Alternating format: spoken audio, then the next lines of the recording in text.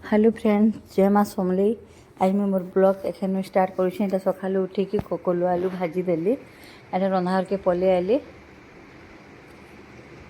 गुरस के आगे तपे देली। चकेल बनै सारी न देख प्लेट बसाला जे एंता कला जे पानीटा गोटे साइड आड़े रहीगला। कहली जे भी से नहीं शुणला। नी जीवा मुझे हेन्ता बनै से बोला ठीक अच्छे बोली। आ पानी बसुचे आमर दी खाली एकादा खाली घर सब उदा पेस पेस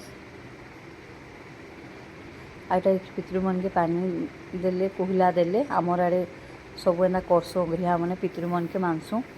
आईनु स्टार्ट है दवारटा तो फिर भजा के बसई देली।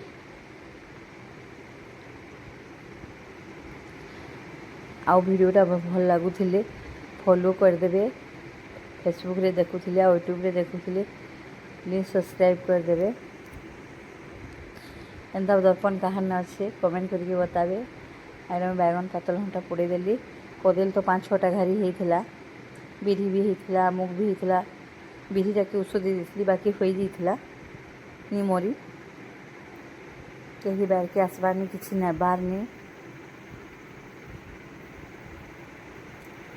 कहीं जीवानी जंगल होगी पड़ी बैर जस्ट मैं खुची खुचा देती सब आंकड़ी मुकरा जाइए।